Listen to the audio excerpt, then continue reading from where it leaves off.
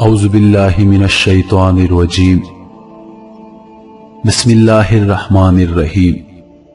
تمام سننے اور دیکھنے والوں کو السلام علیکم۔ آپ دیکھ رہے ہیں روہیل وائس چینل۔ اصحاب فیل اور لشکر ابابیل کا واقعہ۔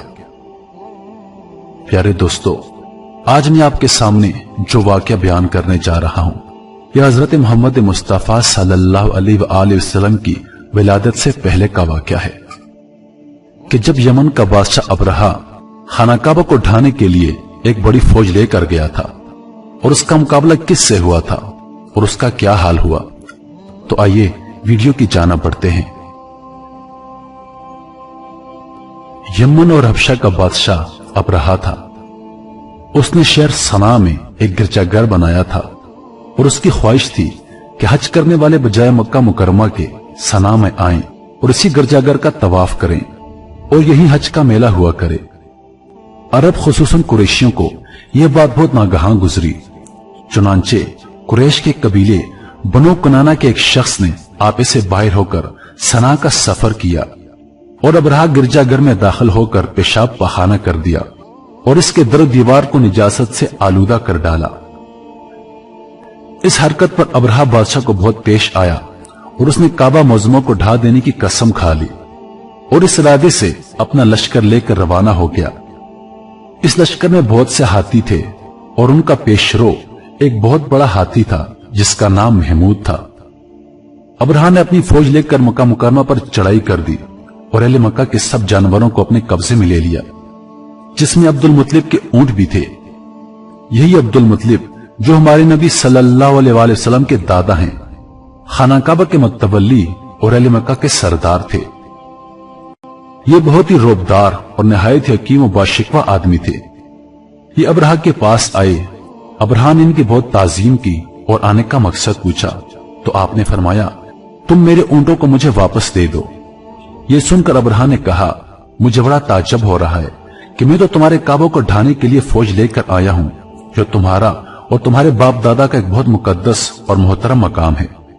آپ نے اس بارے میں مجھ سے کچھ بھی نہیں کہا، صرف اپنے اونٹوں کا مطالبہ کر رہے ہیں۔ حضرت عبد المطلب نے فرمایا کہ میں اپنے ہی اونٹوں کا مالک ہوں، اس لیے اونٹوں کے لیے کہہ رہا ہوں، اور کعبے کا جو مالک ہے وہ خود اس کی حفاظت فرمائے گا، مجھے اس کی کوئی فکر نہیں۔ ابرہا نے آپ کے اونٹوں کو واپس کر دیا۔ پھر آپ نے قریش سے فرمایا کہ تم لوگ پہاڑوں کی گھاٹیوں اور چوٹیوں پر پناہ گزیر ہو جاؤ۔ چنانچہ قریش نے آپ کے مشورے پہ عمل کیا۔ اس کے بعد حضرت عبد المطلب نے کعبے کا دروازہ پکڑ کر بارگاہ الہی میں کعبے کی حفاظت کے لیے خوب رو رو کر دعا مانگی، اور دعا سے فارغ ہو کر آپ بھی اپنی قوم کے ساتھ پہاڑی کی چوٹی پر چڑھ گئے۔ ابرہا نے صبح ہوتے ہی لشکروں کو لے کر کعبہ پر دھاوا بول دینے کا حکم دے دیا اور ہاتھیوں کو چلنے کے لیے اٹھایا، لیکن ہاتھیوں کا پیشرو محمود جو سب سے بڑا ہاتھی تھا وہ کعبہ کی طرف نہ چلا۔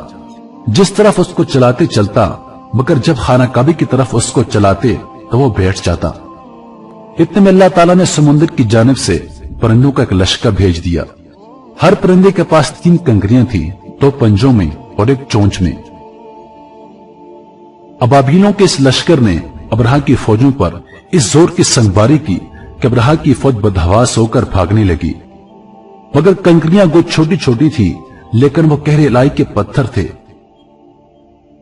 پرندے جب ان کنکریوں کو گراتے تو وہ سنگریز سے فیل سواروں کے خود کو توڑ کر سر سے نکل کر جسم کو چیر کر ہاتھی کے بدن کو چھیدتے ہوئے زمین پر گرتے تھے۔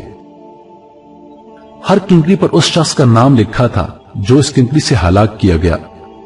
اس طرح ابرہا کا پورا لشکر ہلاک و برباد ہو گیا اور کعبہ معظمہ محفوظ رہ گیا۔ یہ واقعہ جس سال وقوع پذیر ہوا اس سال کو اہل عرب عام الفیل یعنی ہاتھی والا سال کہنے لگے۔ اور اس واقعے کے 25 روز بعد حضور صلی اللہ علیہ وسلم کی ولادت ہوئی۔ اس واقعے کو اللہ تعالیٰ نے قرآن مجید میں بیان فرماتے ہوئے ایک سورہ نازل فرمائی جس کا نام سورۃ الفیل ہے، جس کا ترجمہ ہے: اے محبوب، کیا تم نے نہ دیکھا تمہارے رب نے ان ہاتھی والوں کا کیا حال کیا؟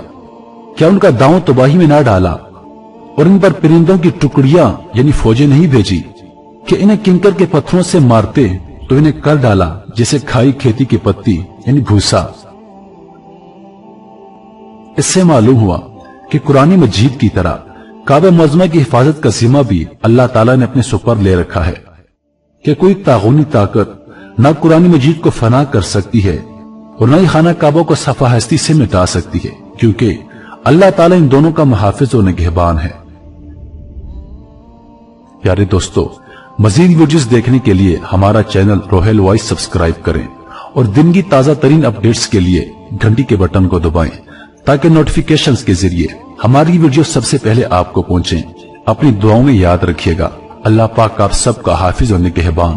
والسلام۔